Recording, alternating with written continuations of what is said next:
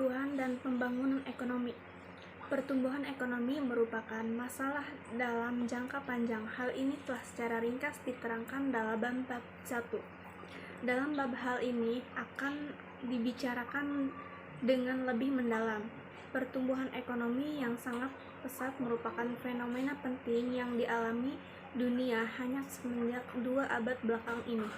Dalam periode ini, dunia telah mengalami perubahan yang sangat nyata apabila dibandingkan dengan periode sebelumnya.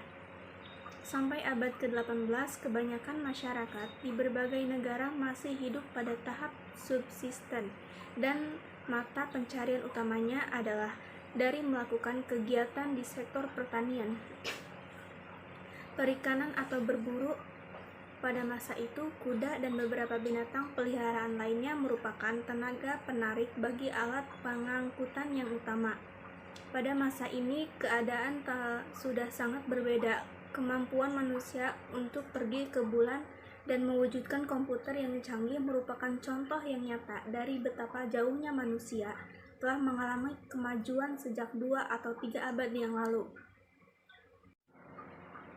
Isu mengenai pertumbuhan ekonomi yang selalu diperhatikan dalam analisis makroekonomi adalah masalah kelesuan pertumbuhan ekonomi dari waktu ke waktu.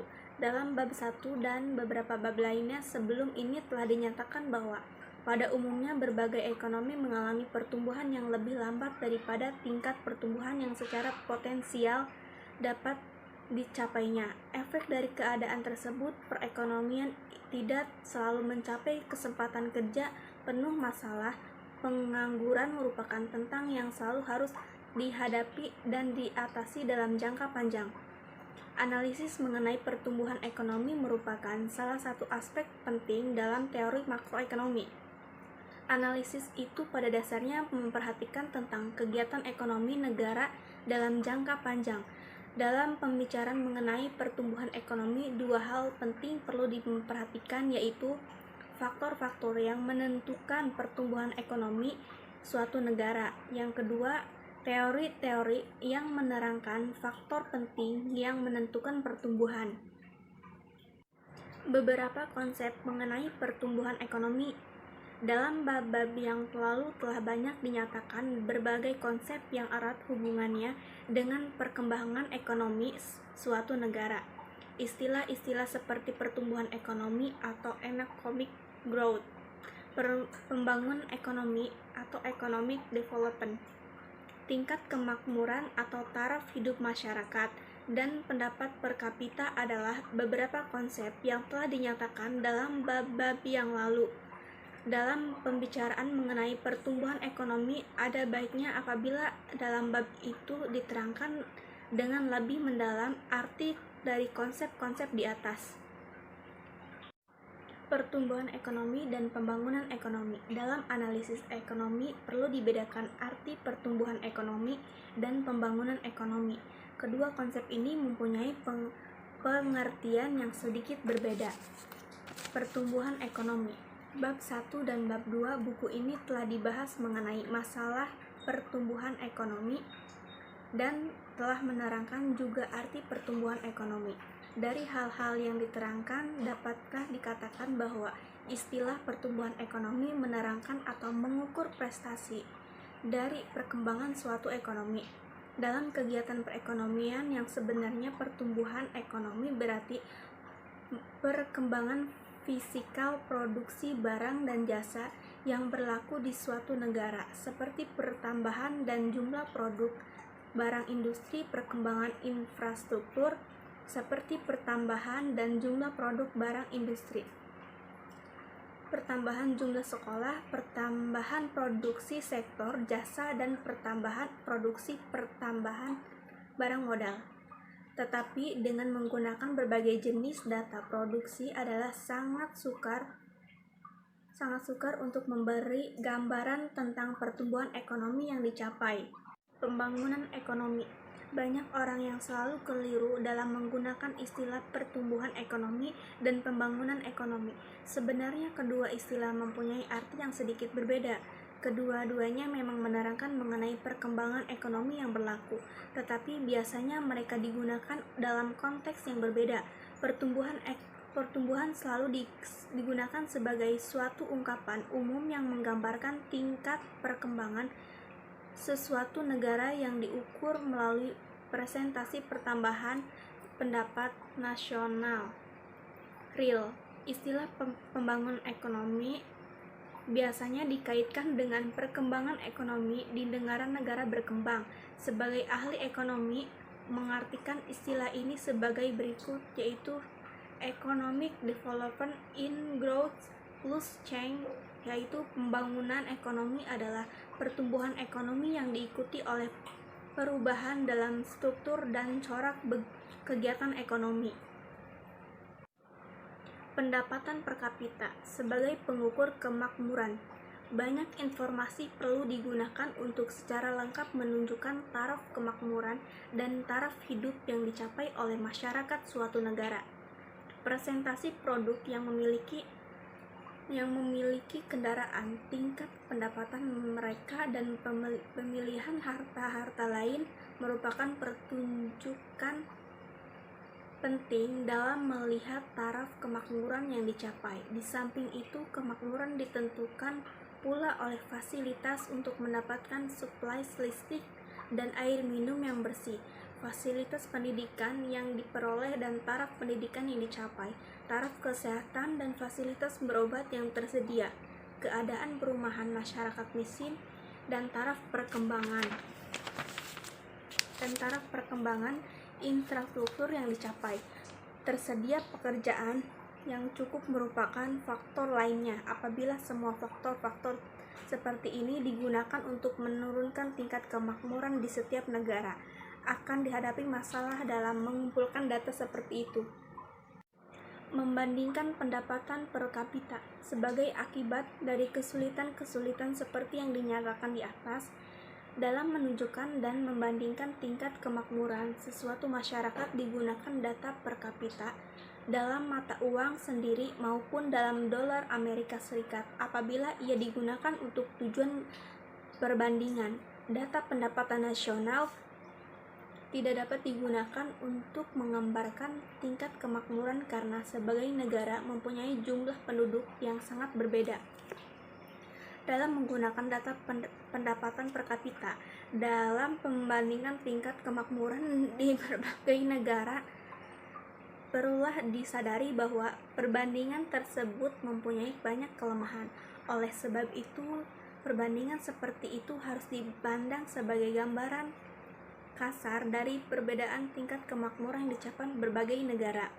Salah satu faktor yang menyebabkan ketidaktepatan cara perbandingan itu adalah perbedaan dalam biaya hidup antar cost of living di antara berbagai negara. Pendapatan per kapita dan cara penghitungannya. Salah satu komponen dari pendapatan nasional yang selalu dilakukan penghitungannya adalah pendapatan per kapita, yaitu pendapatan rata-rata produk suatu negara pada suatu masa tertentu. Nilainya diperoleh dengan berbagai nilai produk domestik bruto atau PDB atau produk nasional bruto atau PNB suatu tahun tertentu dengan jumlah produk pada tahun tersebut. Dengan demikian, pendapatan per kapita dapat dihitung dengan menggunakan salah satu faktor formulasi berikut. PDB per kapita per jumlah produk.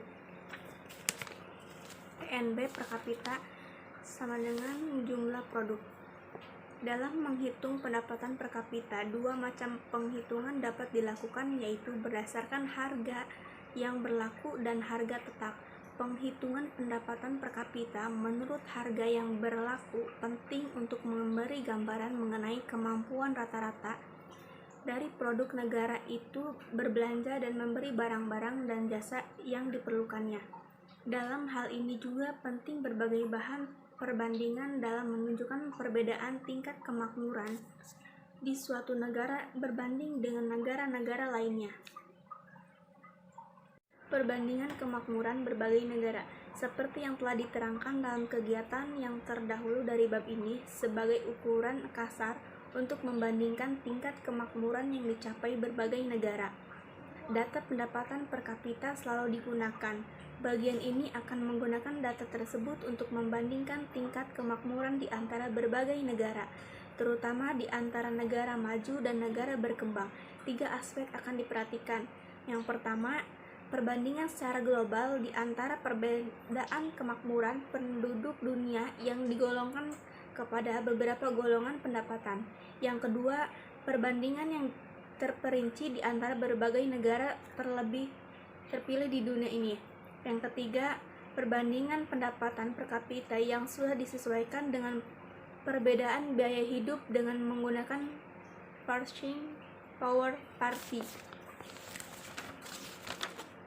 Pendapatan per kapita beberapa golongan negara. Dalam menunjukkan pendapatan per kapita di berbagai negara, laporan Bank Dunia atau World Development Report membedakan berbagai negara kepada 4 kategori, yaitu low income economies, lower middle income, dan upper middle income, and high income countries.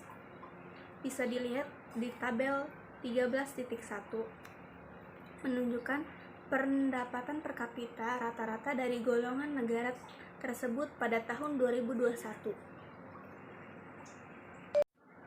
Berdasarkan data yang ditunjukkan dalam tabel 13.1, dapat pula disimpulkan bahwa 3/4 dari penduduk dunia termasuk dalam golongan yang rata-rata pendapatannya tidak begitu tinggi, yaitu rata-rata tidak melebihi $1.240 dan belum menikmati taraf kehidupan yang menyenangkan. Kebanyakan negara-negara miskin baru mencapai kemerdekaan pada tahun-tahun sesudah Perang Dunia Kedua. Semenjak merdeka, mereka berusaha mempercepat pertumbuhan ekonominya, tetapi hambatan yang mereka hadapi dalam mencapai cita-cita ini sangat besar.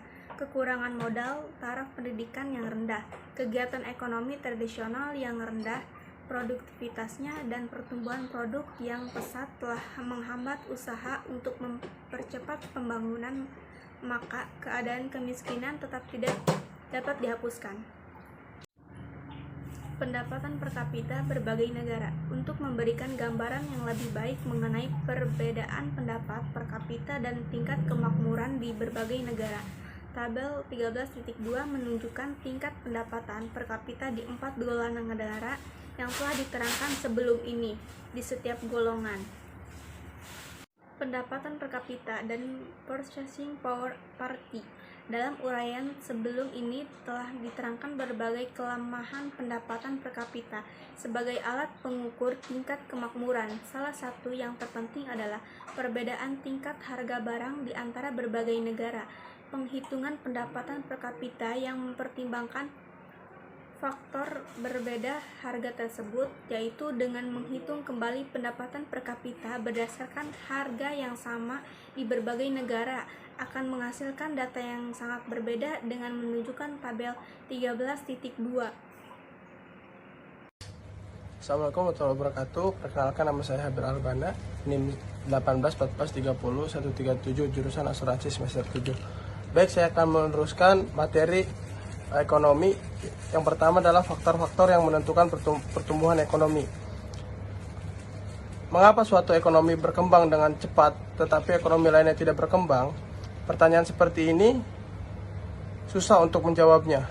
Kestabilan politik, kebijakan ekonomi pemerintah, kekayaan alam yang dimiliki, jumlah dan kemampuan tenaga kerja tersedia, usahawan yang gigih, dan kemampuan mengembangkan dan menggunakan teknologi modern adalah beberapa faktor penting yang dapat mempengaruhi pertumbuhan ekonomi. Dan yang selanjutnya adalah tanah dan kekayaan alam lainnya. Kekayaan alam, sesuatu negara meliputi luas dan kesuburan tanah, keadaan iklim dan cuaca, jumlah dan jenis hasil hutan dan hasil laut yang diperoleh. Kekayaan alam akan dapat mempermudah usaha untuk mengembangkan perekonomian suatu negara, terutama pada masa-masa permulaan dari proses pertumbuhan ekonomi di dalam mengembangkan berbagai kegiatan ekonomi di luar sektor utama pertanian dan pertambangan. Kekurangan pengetahuan para pengusaha mengembangkan kegiatan ekonomi modern di satu pihak, dan terbatasnya pasar bagi jenis kegiatan ekonomi. Sebab akibat dari pendapatan masyarakat yang sangat rendah. Yang selanjutnya, jumlah dan mutu dari penduduk dan tenaga kerja. Penduduk yang bertambah dari waktu ke waktu dapat menjadi pendorong maupun penghambat kepada perkembangan ekonomi. Kenapa? Penduduk yang bertambah akan memperbesar jumlah tenaga kerja dan menambah tersebut kemungkinan negara itu menambah produksi. Di samping itu, sebagai akibat pendidikan, latihan dan pengalaman kerja, keterampilan penduduk akan selalu bertambah tinggi. Hal ini akan menyebabkan produktivitas bertambah dan ini selanjutnya menimbulkan pertambahan produksi yang lebih cepat daripada pembahasan tenaga kerja. Dalam ekonomi, apabila tersedianya pengusaha dan sejumlah penduduk tertentu adalah lebih banyak kegiatan ekonomi yang dijalankan. Dorongan lain yang timbul dari perkembangan penduduk terhadap pertumbuhan ekonomi bersumber dari akibat pertambahan itu kepada luas pasar. Perkembangan perusahaan akan bertambah pula karena perannya ini, maka perkembangan penduduk akan menimbulkan dorongan kepada pertambahan dalam produksi nasional dan tingkat ekonomi. Selanjutnya adalah barang-barang modal dan tingkat teknologi. Barang-barang modal penting artinya dalam mempertinggi kearifan pertumbuhan ekonomi di dalam masyarakat yang sangat kurang maju sekalipun barang-barang modal sangat besar perannya dalam kegiatan ekonomi. Tanpa adanya alat untuk menangkap ikan dan berburu, alat untuk bercocok tanam dan mengambil hasil hutan, masyarakat yang kurang maju pada masa kini pertumbuhan ekonomi dunia telah mencapai tingkat yang tinggi, yaitu jauh berkembang. Barang-barang modal yang sangat bertambah jumlahnya dan teknologi telah menjadi pertambahan modern memegang peran yang penting sekali mewujudkan kemajuan ekonomi yang tinggi. Kemajuan ekonomi yang berlaku di berbagai negara terutama ditimbulkan oleh kemajuan teknologi. Kemajuan teknologi menimbulkan beberapa efek positif dalam pertumbuhan ekonomi. Oleh karenanya pertumbuhan ekonomi menjadi lebih pesat. Efek yang utama adalah kemajuan teknologi dapat mempertinggi keefisienan kegiatan produksi suatu barang. Yang kedua, kemajuan teknologi menimbulkan penemuan barang-barang yang belum pernah diproduksi sebelum kemajuan seperti itu, menambah barang jasa yang dapat digunakan masyarakat. Dan yang ketiga, kemajuan teknologi dapat meninggikan mutu barang-barang yang diproduksi tanpa meningkatnya barang-barang.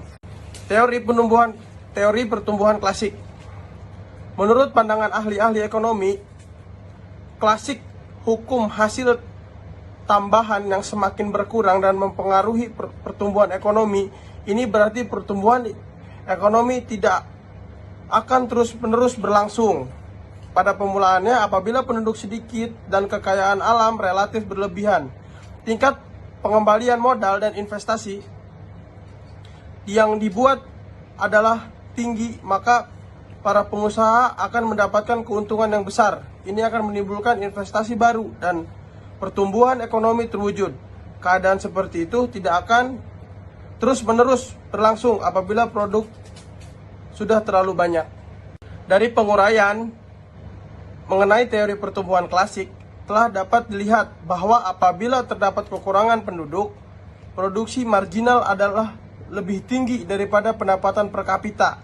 Maka pertumbuhan penduduk akan menaikkan pendapatan per kapita. Akan tetapi apabila penduduk sudah semakin banyak, hukum hasil tambahan semakin berkurang, akan mempengaruhi fungsi produksi, yaitu produksi marginal yang akan mulai mengalami penurunan.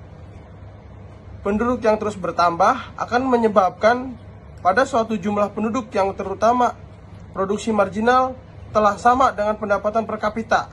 Maka keadaan ini pendapatan per kapita mencapai nilai yang maksimum. Jumlah penduduk pada waktu itu dinamakan penduduk optimum.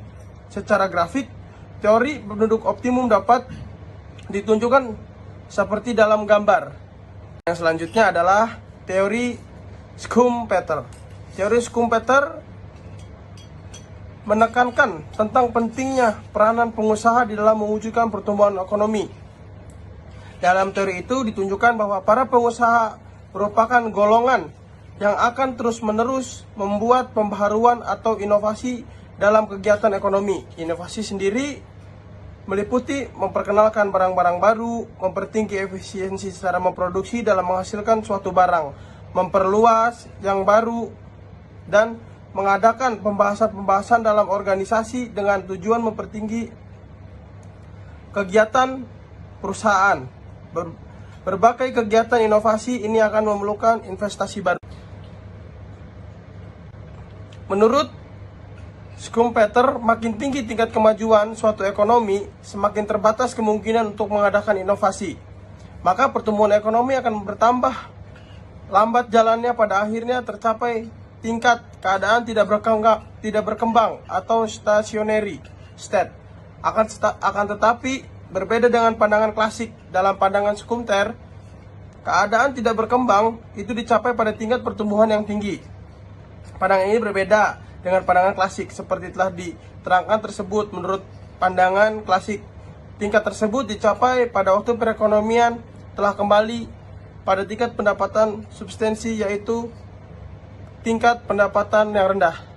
Mungkin cukup sekian dari saya, kurang lebihnya mohon maaf. Assalamualaikum warahmatullahi wabarakatuh.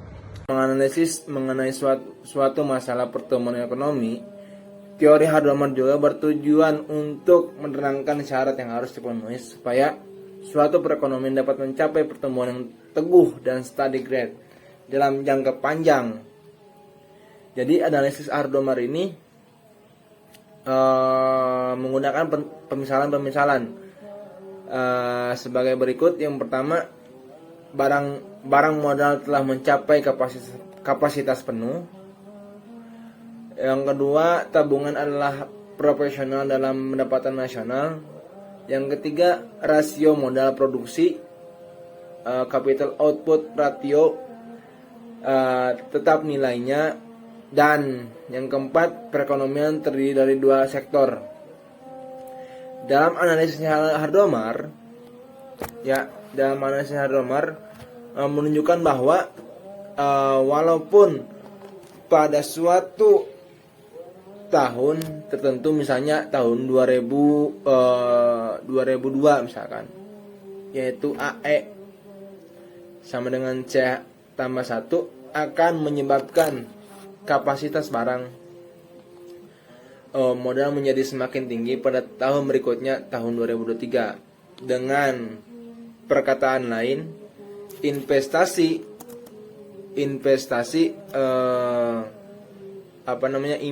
yang berlaku dalam tahun 2002 akan menambah kapasitas barang modal untuk mengeluarkan barang dan jasa pada tahun 2023. Menyadari tentang pertambahan kapasitas barang modal tersebut, analisis Hardomer mengemukakan persoalan berikut. Apakah syarat yang perlu dipenuhi agar kapasitas barang modal yang bertambah itu akan sepenuhnya digunakan? Artinya apa? Apakah syarat yang agar pada tahun berikutnya, tahun 2023 itu, barang-barang modal mencapai kapasitas penuh kembali? Masalah ini dikemukakan oleh Hardomer ditunjukkan dalam gamblang pengeluaran agregat. Selanjutnya, teori pertumbuhan neoklasik, di mana suatu perluasan teori Keynes. Teori Hardomer juga melihat persoalan pertumbuhan ini dari segi permintaan. Pertumbuhan ekonomi hanya akan berlaku apabila pengeluaran agregat melalui kenaikan investasi bertambah secara terus-menerus pada tingkat pertumbuhan yang ditentukan sebesar seperti itu. Jadi analisis selanjutnya membentuk formula matematik untuk persamaan itu, dengan seterusnya membuat pembuktian secara kajian empiris untuk menunjukkan kesimpulan berikut. Seperti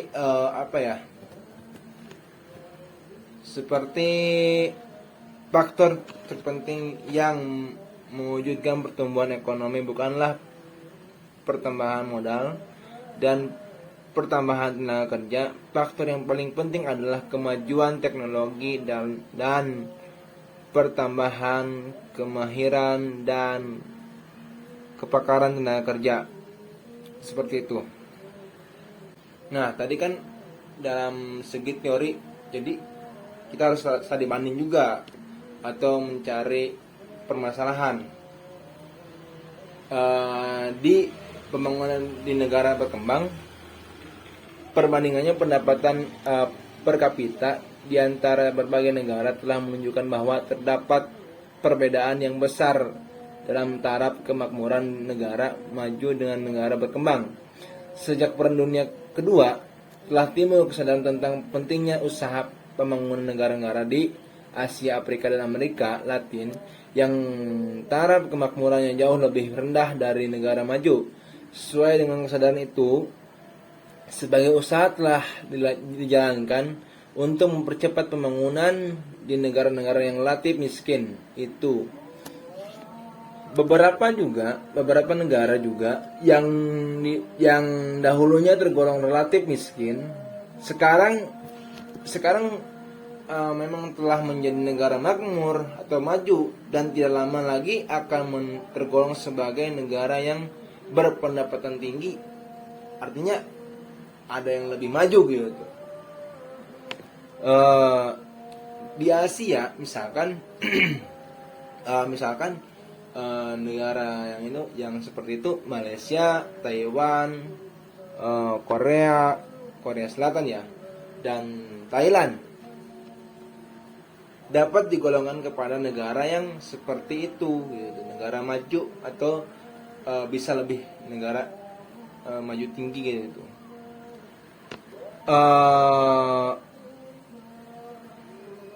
Tetapi banyak negara berkembang lain, dan tapi juga ada negara yang lain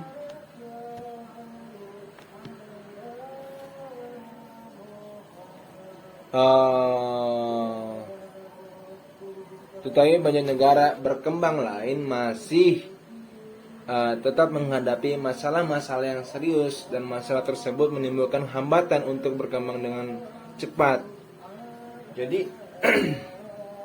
ada beberapa negara berkembang ya, banyak permasalahan sehingga faktor pembangunan negara berkembang itu bermasalah gitu. Seperti negara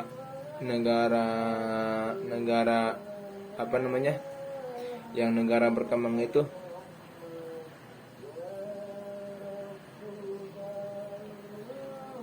seperti negara India, pertaniannya. Nah, selanjutnya kekurangan. Ini adalah biasanya ini adalah permasalahan kekurangan dana atau modal dan dana fisikal. Jadi perkembangan suatu perekonomian ternyata jauh lebih rumit dari yang mula-mula diperkirakan orang. Salah satunya syarat penting yang perlu dilakukan dalam pengembangan suatu perekonomian adalah mewujudkan modernisasi dalam segala bidang kegiatan ekonomi ya, yaitu modernisasi di sektor pertanian sendiri, pengembangan kegiatan industri, dan modernisasi dalam pemerintahan dan sehingga sektor perdagangan dan jasa lainnya juga harus melakukan modernisasi dalam untuk mewujudkan hal yang ini dibutuhkan dua faktor penting yang sangat terbatas di negara-negara berkembang, itu modal dan tenaga ahli. Dimaksud dengan modal ini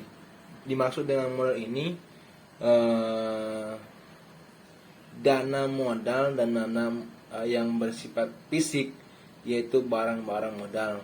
Kekurangan modal adalah satu ciri penting dari setiap negara yang memulai pembangunan yang kekurangan bukan saja mengurangi kepesatan pembangunan perekonomian yang dapat dilaksanakan, akan tetapi juga menyebabkan kesukaran kepada negara tersebut untuk keluar dari keadaan kemiskinan. Perkembangan dan modernisasi suatu perekonomian memerlukan modal yang sangat banyak. Infrastruktur hanya dibangun, sistem pendidikan yang harus dikembangkan, dan kegiatan pemerintah harus diperluas. Dan juga yang lebih penting lagi, berbagai jenis kegiatan perusahaan dan industri modern harus dikembangkan. Ini berarti pihak pemerintah dan swasta memerlukan modal yang banyak untuk mewujudkan modernisasi di berbagai kegiatan ekonomi. Jadi pendapatan masyarakat yang sangat rendah dan sistem perbankan yang belum berkembang. Pada tahap-tahap pemulaan proses pertumbuhan ekonomi tidak menginginkan suatu negara berkembang untuk mengatasi kekurangan modal tersebut. Menyadari keadaan seperti ini nih, beberapa ahli ekonomi mengembangkan teori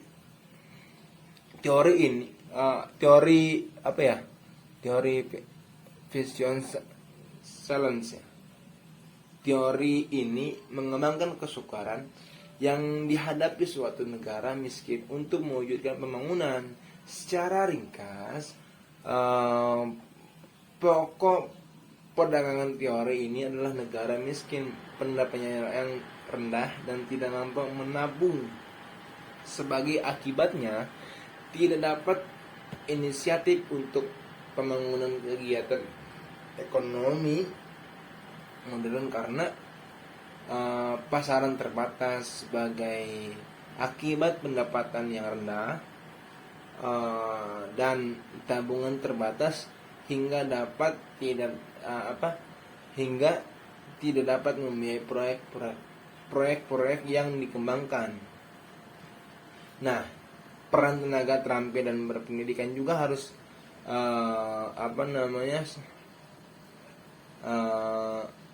sangat penting gitu loh. Seperti telah dinyatakan dalam mewujudkan pembangunan memerlukan dua faktor penting, modal dan tenaga ahli yang saya jelaskan tadi ya. Modal dan tenaga ahli ini sangat penting, peran tenaga keterampilan berpendidikan ini, karena terjadinya modal saja tidak cukup untuk modernisasikan suatu perekonomian. Pelaksanaan pemodernan tersebut harus ada, dengan kata lain diperlukan sebagai golongan tenaga kerja yang terdidik atau seperti ahli-ahli teknik berbagai bidang, akuntan dan manajer untuk melakukan proyek-proyek pembangunan di negara tersebut. Tuh. Ya, selanjutnya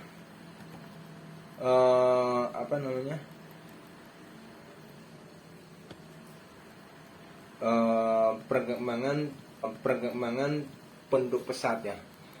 Perkembangan penduduk pesat mengenai sifat penduduk negara-negara berkembang terdapat dua ciri penting yang menimbulkan efek yang buruk kepada usaha pembangunan, yaitu satu, di beberapa negara jumlah penduduknya relatif besar dan juga yang kedua, tingkat perkembangan penduduk yang sangat cepat. Hal ini dinyatakan dalam tidak sukar atau untuk melihatnya, seperti negara India dan Cina adalah negara yang terbanyak penduduknya di dunia ya. Di dunia loh, ini di dunia yang sangat banyak penduduknya, Cina dan India. Kedua negara ini meliputi sebanyak hampir 40% dari penduduk dunia. Negara-negara lain seperti Indonesia, Vietnam, Pakistan dan Bangladesh merupakan contoh lain di negara yang mempunyai jumlah penduduk yang besar. Negara-negara seperti itu menghadapi masalah pembangunan yang jauh lebih serius di negara-negara berkembang. yang relatif kecil penduduknya seperti Malaysia, Papua New Guinea, Brunei Darussalam, terus Kuwait dan Arab Saudi Arabia ya. Saudi Arabia. Dalam mewujudkan suatu konsensus politik dalam membentukkan arah dan corak pembangunan yang harus dilakukan sudah merupakan masalah yang memerlukan waktu beberapa tahun, beberapa dekade untuk mengatasinya. Ciri yang dinyatakan dalam memperburuk akibat negatif penduduk terhadap pembangunan ekonomi. Perkembangan penduduk sejak Perang Dunia Kedua yang lalu menunjukkan pertambahan dalam tingkat pertumbuhannya. Sebelum Perang Dunia Kedua, tingkat pertambahan penduduk di berbagai negara maju dan negara berkembang itu, tingkat pertambahan penduduk di berbagai negara maju dan negara berkembang itu mencapai tingkat di sekitar 1%. Tetapi sejak Perang Dunia Kedua itu, tingkat pertumbuhan penduduk di negara-negara berkembang mencapai rata-rata lebih dari negara berkembang ini. Berarti negara-negara berkembang ini pada keseluruhannya menghadapi masalah dong. Nah, yang sangat besar dalam pembangunan perekonomian, keseluruhannya menghadapi masalah yang sangat besar dalam membangun perekonomian, yaitu di suatu pihak negara tersebut memiliki sumber-sumber dan kemampuan yang terbatas dalam melakukan perkembangan ekonomi. Tetapi di lain pihak juga mereka harus mewujudkan kesempatan kerja dan berusaha menaikkan kemakmuran untuk sebagian besar penduduk dunia dan yang bertambah. Jadi gitu.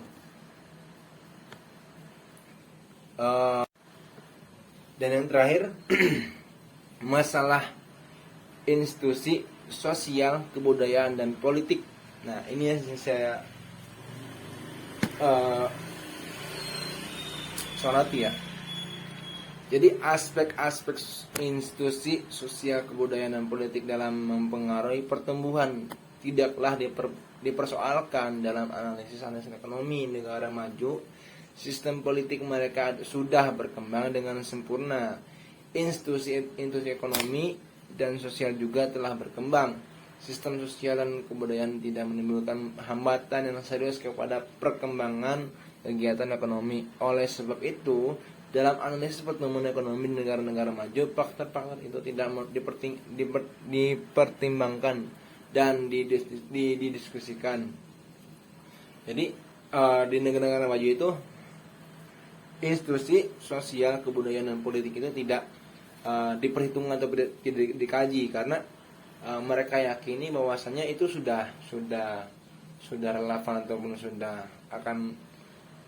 berkembang, akan maju gitu loh.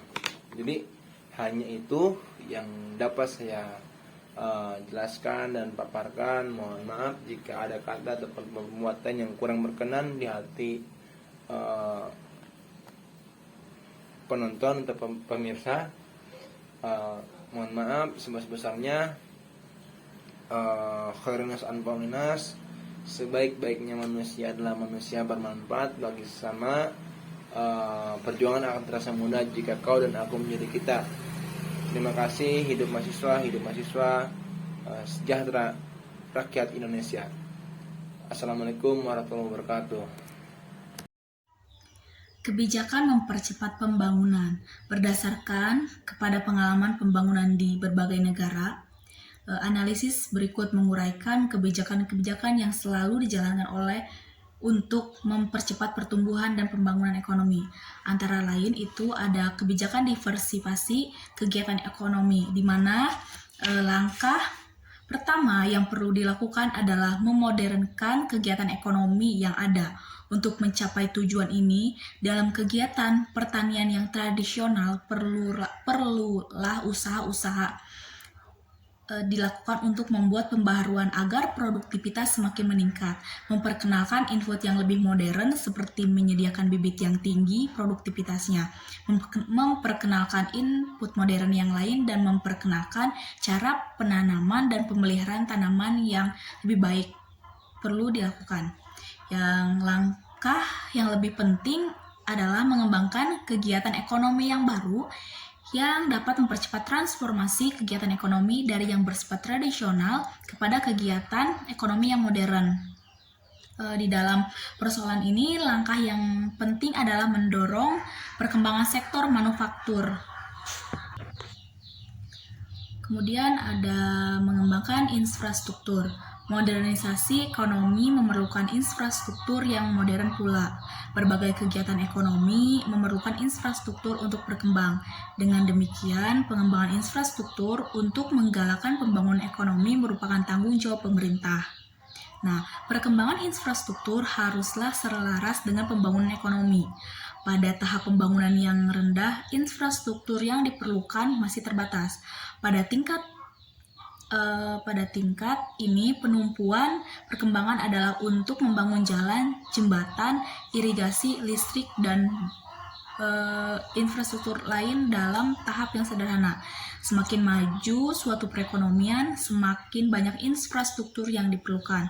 Dengan demikian, mengembangkan infrastruktur harus secara terus-menerus dilakukan dan harus diselaraskan dengan kemajuan ekonomi yang telah dicapai dan yang ini diwujudkan pada masa depan.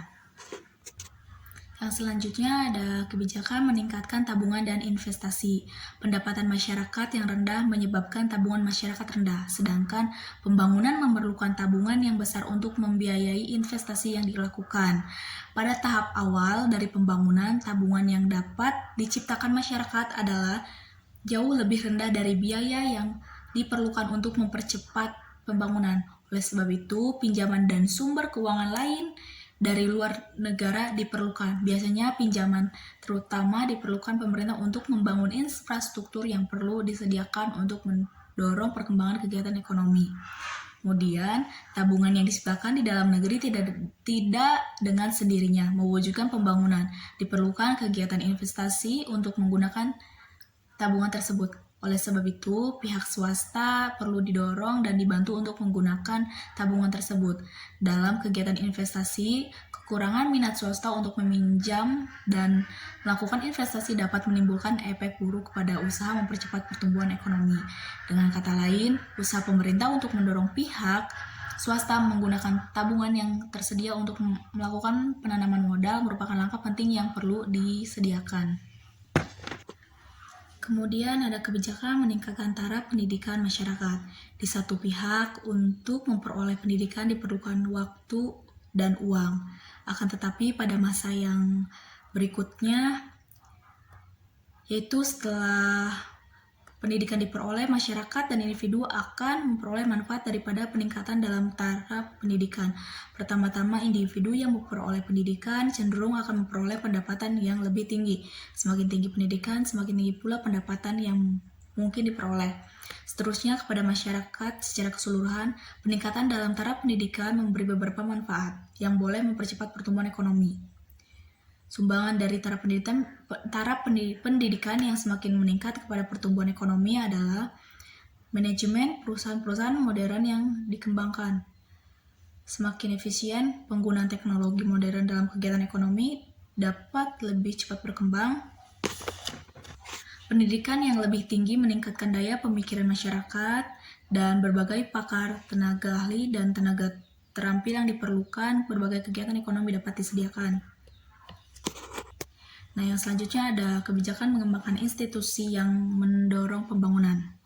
Nah, langkah pertama itu, pertama-tama administrasi pemerintah perlu menggeser prioritas kegiatan dari menjalankan administrasi negara kepada suatu instruksi yang dapat memberi dorongan kepada usaha mempercepat pertumbuhan ekonomi. Untuk tujuan ini, administrasi pemerintah perlu menjalankan kegiatan yang bersifat membantu perkembangan kegiatan ekonomi. Nah, langkah yang kedua yang perlu dilakukan adalah mengembangkan institusi yang secara langsung bertindak sebagai badan yang membantu kegiatan pembangunan ekonomi. Satu institusi misalnya perlu didirikannya khusus untuk membantu perkembangan sektor industri. Kebijakan yang selanjutnya yaitu merumuskan dan melaksanakan perencanaan ekonomi. Dalam perencanaan pembangunan perlu ditetapkan beberapa hal sebagai berikut. Yang pertama, tingkat pertumbuhan ekonomi yang ingin dicapai. Yang kedua, tingkat tabungan dan investasi yang perlu diwujudkan. Yang ketiga, peranan sektor swasta dan pemerintah dalam mencapai tujuan. Yang keempat, perkembangan kegiatan ekonomi di berbagai sektor dan wilayah yang perlu dilakukan. Dan yang kelima, jumlah perbelanjaan dan sumber keuangan yang akan digunakan dalam mewujudkan tujuan pertumbuhan ekonomi yang ditetapkan.